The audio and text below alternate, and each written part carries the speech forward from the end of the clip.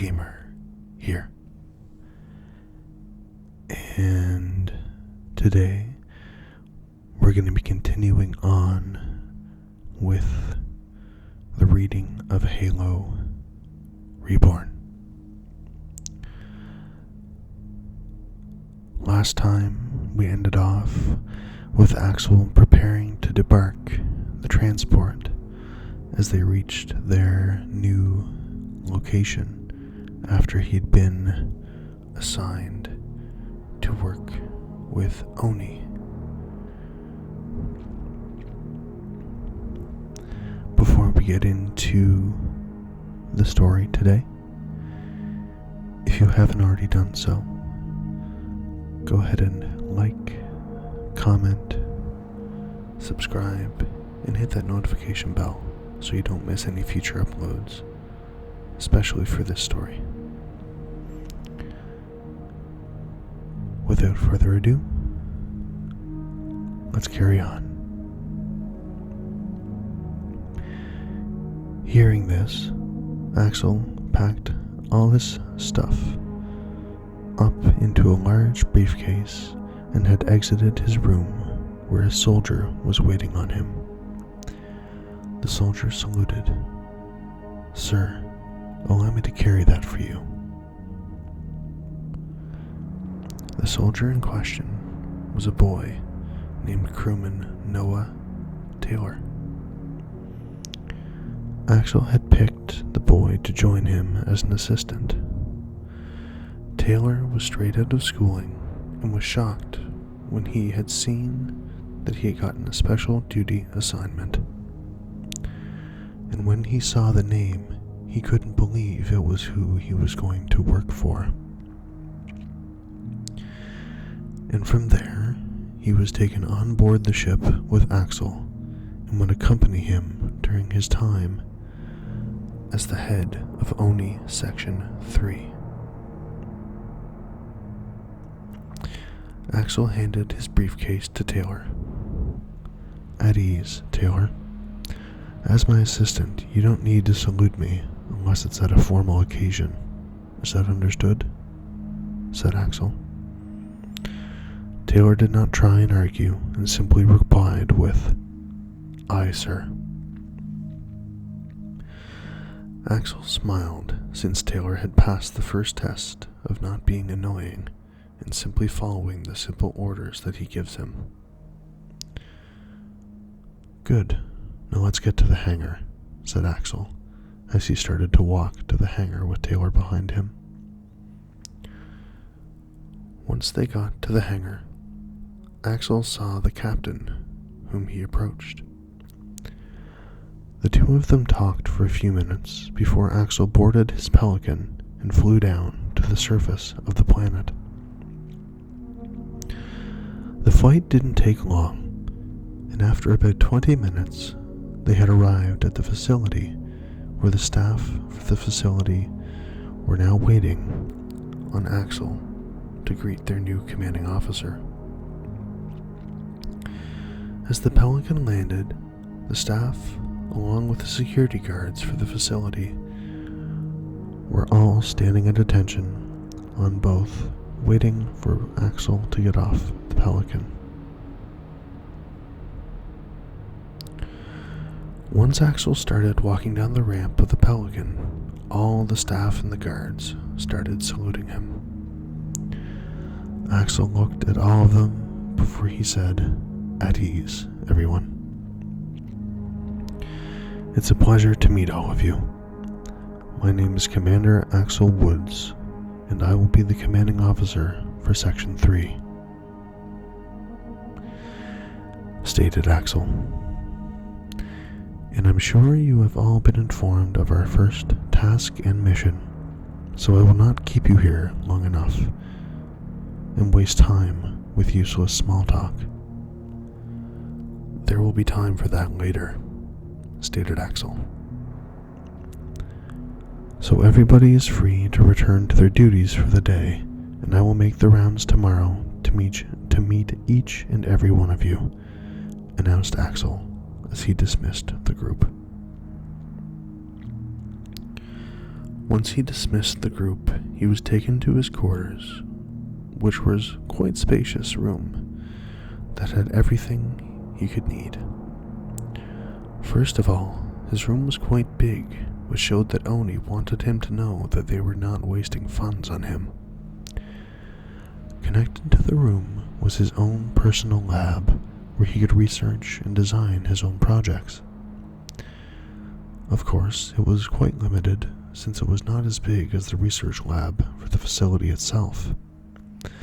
But for Axel, it was enough for him to design some of his major projects. And so, for the first thing that he did was create a personal AI for himself, which would help in his day-to-day activities. So, Axel had dismissed crewman Taylor for the day. While he walked to his personal lab and sat down in front of the massive computer before he started to type on it. The creation of the AI would take some time, since he would need to bypass a lot of the security programs and then build the AI itself from scratch, which would take up to 2 hours for him. And so, for the next 2 hours, that is exactly what he did.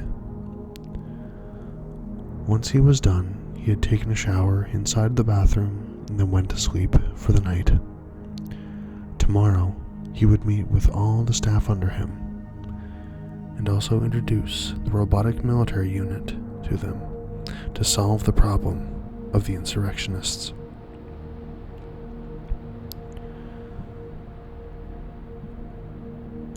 Technically, Chapter 1, but Chapter 3, as the last 2 chapters were part of the prologue. The following morning, Axel was awoken by the AI, which he named Ivan, to get started for the day.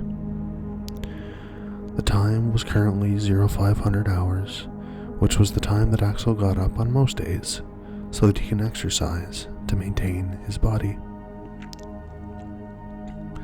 Ivan had given him directions to the indoor gym that the facility had, so Axel went there for his morning workout. At this time of day, the gym was closed, so Axel just got his authorization code to get in and work out. He worked out his entire body for 2 hours until 0700, where he went back to his room and put on his uniform. As he was getting dressed, there was a knock at his door. "Sir, Lieutenant Aaron Campbell has forwarded some classified documents sent directly from the UNSC to your personal computer, and he wanted me as your assistant to make sure that you were aware of this information," reported Axel's assistant, Taylor. Axel had finished putting his clothes on before he walked out the door. "I'll look at that information later. For now, let's go and explore the facility and meet all the members of Section 3, said Axel. "Okay, sir. I've already went around and got familiar with the facility yesterday after you dismissed everybody, so I know where everything is at," explained Taylor. "Good then. Lead the way," said Axel, as he was surprised that Taylor had already familiarized himself with the facility when a day hasn't even passed yet. Taylor had taken Axel to see all the facilities, important locations, and his facilities, which were few since the facility was not meant to be an actual lab, so its size was rather small compared to the other research facilities. Axel had met with all the staff and had gotten to know them to better improve his standing with his subordinates. Once he was done meeting with everybody, he gathered the R&D team and had given them the completed project of the robotic military unit.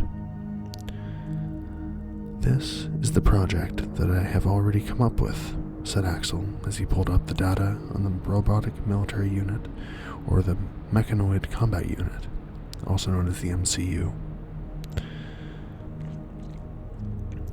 "I have developed this project which should give us a solution to the insurrectionists' problem and also introduced unmanned soldiers into the UNSC, said Axel. The development team had looked it over and was shocked at the things that the data contained. All the information on the unit was displayed and showed its various functions. The only problem was that it was still an untested project. Sir, we could possibly create the MCU robot within a year, but the problem will be what materials will we use to construct it. Because if the MCU is going to be used on every colony, then we would need cheaper materials, which would also make the MCU weaker because of the cheap materials needed to make it. The head of the R&D team, Michael Owen, had explained and pointed out the potential problems.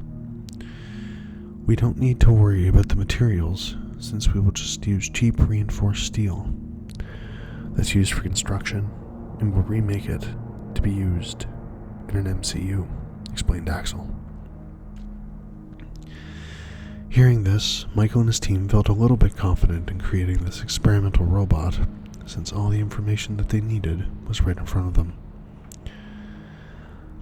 Michael has been leading the R&D team for about 2 decades now, before they got reassigned to a special assignment for working in this facility. Now he could tell when a project had potential from how much information the creator had presented, and how much of the information was actually doable without requiring years of research. The data presented to him about the MCU was something that they could accomplish within a year or even 6 months, depending on how the tests go. Michael couldn't help but be amazed, since this is his first time seeing and working for someone known as a prodigy or a genius in this time. Well then, sir, with this project data, we should be able to finish the project in about 6 to 12 months, depending on how the tests go. But even then, you would still have to convince the top brass about utilizing robots in the field, since they are already putting tight restrictions on AI. And looking at the data on the MCU, it will need some of those restrictions lifted in order for it to perform its optimal task in the field, explained Michael. For Axel, this was something that he was already aware of, but he didn't think about it too much, since he was doing this for the betterment of humanity. So if they didn't accept this idea, then it would take years for another successful project to be completed. Why would it take years? Well, you would make it take years, since the top brass wants to act paranoid and stop the human race from advancing their technology in the robotics field. Because if robots were used, then it would stop the wasting of UNSC soldiers and also make research into robotics grow. If the top brass doesn't accept this project, then the issue with the insurgents will only grow out of control until they are forced to either spend the lives of UNSC soldiers or try and test out the MCU. But no matter what happens, they will be forced to make a choice, explained Axel. Michael, hearing this, didn't ask any more questions and had gathered his team and started to work on the project immediately. He wanted to see for himself the results of this project. Chapter 4. 9 months had passed since the start of the project, and the development was almost complete. Michael and his team have gone through a ton of trials with the MCU to make sure that when it is in the field, it doesn't cause problems, and to ensure the stability of the AI programming inside of the MCU. The cost of one MCU was a lot of money and required a lot of resources. This would require a lot of convincing on Axel's side, as he would have to convince Oni that the cost was well worth it. The AI programming would give the MCU the ability to respond to to their superiors just like any other soldier.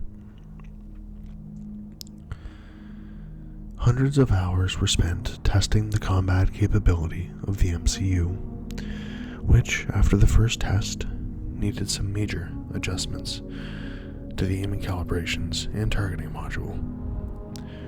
The MCU would be unable to aim its weapons at friendly forces unless it's given an override code, which is something that only Axel knows. As part of the test, a team of MCUs went up against a team of Oni soldiers as part of the final phase before the project was finished. By this time, the MCU was already 100% completed and had a 100% operation capability, meaning that the MCU will not have any operational problems at all when in the field. A board of people, including an admiral, was presented to watch the showdown between the Oni soldiers and the MCUs. Once the battle began, the Oni soldiers moved with tactical precision, as they wanted to corner the MCUs and give them little to no room to operate. The thought that they could minimize the operational space between the MCUs, which will allow them to corner them and finish them off. But the MCUs were equipped with 360 cameras and sensor, and had the data of thousands of battles in their memory core. Unit 3843 was the commander for the MCU side, and it picked up that what the enemy was doing. This tactic would have worked on normal robots, but maybe the MCUs were made exactly for combat, and had the thousands of tactics in the memory core. And so, by utilizing their tactical advantage, the MCUs had come out on top with an overwhelming victory on the over the Oni forces. The group of people sent by Oni had all stood up and started clapping before they came down to meet with Axel. Commander Woods, I must say that the MCU is beyond what we would have imagined, said one of the Oni executives. Commander Woods, I must admit, I was skeptical about this project from the start, the Admiral said, his voice filled with genuine admiration. But you and your team have exceeded all expectations. This MCU has proven to be a force to be reckoned with. Axel shook the Admiral's hand firmly. Thank you, sir. It's been a long and challenging process, but I'm glad that we were able to deliver beyond your expectations. In truth, it was simple for Alex to come up with something like this. He just didn't want to make it seem like he hadn't put any effort in at all, so that he could fool these old fools who will only use him for their benefit. The group of Oni executives began discussing amongst themselves, exchanging impressed whispers as they assessed the MCU's performance.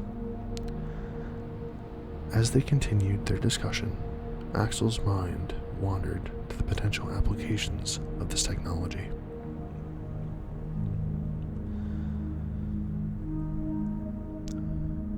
So that is where we're going to leave off for today. So this time, Axel landed on the new planet, began developing the project of these robots, basically this mechanical combat team or combat unit, and the tests all went extremely well, impressing Oni. Last time we had met up with a familiar face, Dr. Catherine Halsey, but it doesn't sound like he's mentioned anything to her yet. So that will be interesting to see what happens if that comes up in the next chapters. I hope you guys are enjoying this story, and I'm trying out the binaural, trying to see how well it works, but we'll see in the next episode. Thank you so much for tuning in, and as always, have a great day, everybody, and we'll see you in the next video.